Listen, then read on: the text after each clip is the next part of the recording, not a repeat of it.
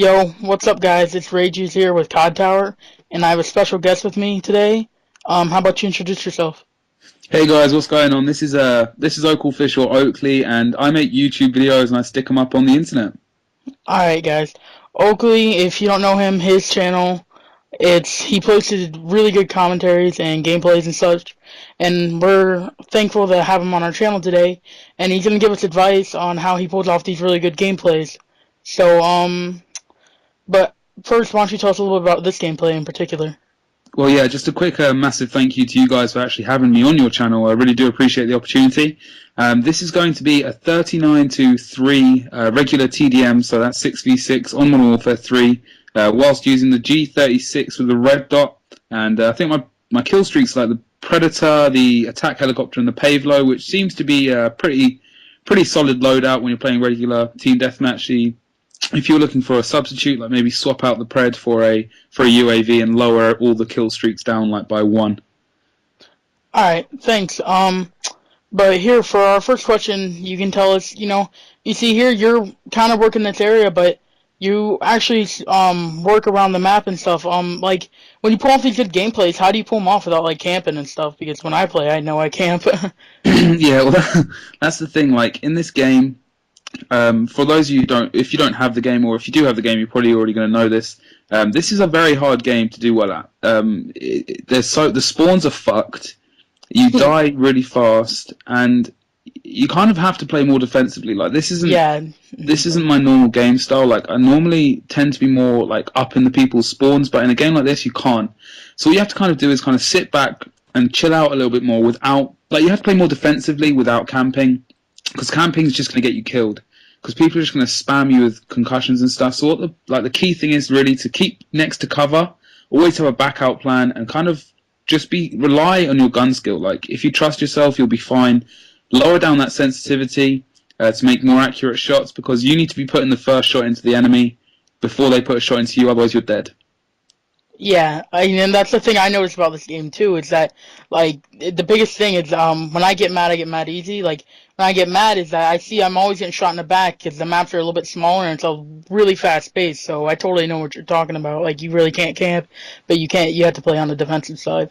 Anyways, a big topic now that everybody's talking about is like sensitivities and stuff. Like MLG players, I hear they play on like 4 and stuff. What do you play on?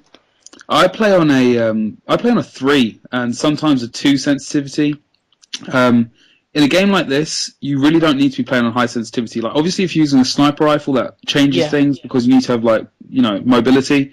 If you're using an assault rifle, you're not going to be able to turn on anyone in this game. Like maybe 5% of the time, you'll actually pull off a successful turn on, and that 5% relies on the other person being crap at the game. I mean, so basically, there's no reason for you not to have low sensitivity. It makes your accuracy immense. And I used to play on like an 8 sensitivity, and then I lowered it down to 4, then down to 2, then back up to 3. And I used to be under the mentality that having a high sensitivity made you basically you could do everything people on a low sensitivity could do, only more. When that's just not true. It's just really not. Like low sensitivity, your accuracy is on point, and it helps you get those kills. Yeah, The other totally. thing I'd say, sorry, just a quick, I was thinking right now, the other thing I'd recommend is if you're not playing on a tactical layout, put a tactical layout, because right there in the gameplay, you're going to see I drop-shotted. I probably would have died if I hadn't done that. Yeah. Drop-shotting is key in games like this where you die fast. You can get down to the floor, like throw the enemy off like they don't know what they're doing. Then you're going to win that gunfight. Like also the addition of Stalker Pro really, really will help you out with that in that fact. Yeah, like like when I walk around a corner and get panic knife, that kind of bothers me because I don't like when you're playing on tactical, you don't have as much of an ability to do that, of course, Yeah, but you definitely that's have the drop shotting ability. So yeah. yeah, exactly. I mean, and also the knifing system in this game's kind of off. Like Hmm. you can try to knife someone, and sometimes I just see people flying across my screen missing me.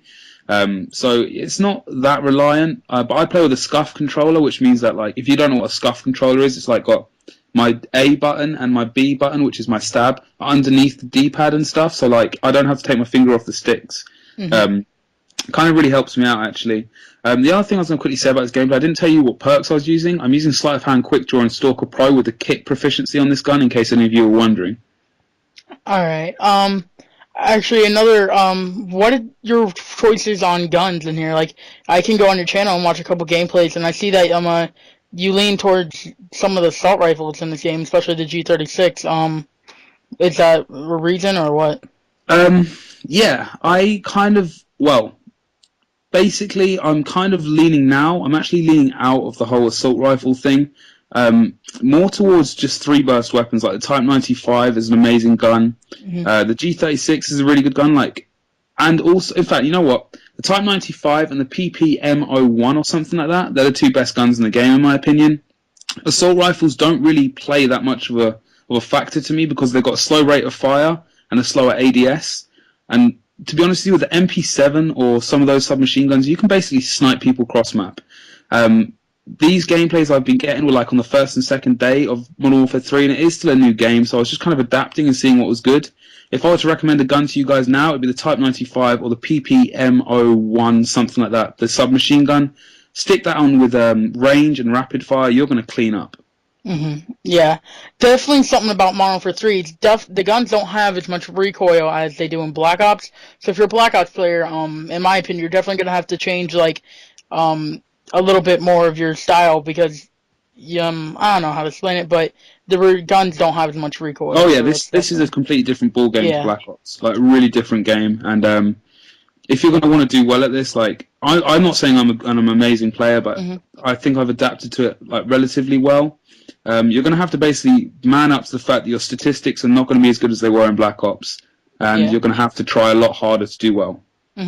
Anyways, we're running out of time here, but I actually want to thank Oakley again for coming on our channel, or Ogle, man, I messed that up, coming on our channel and giving advice for you guys. So thank you. His channel will be down in the description, and go check it out. Thanks, guys. Thank you very much. See you later.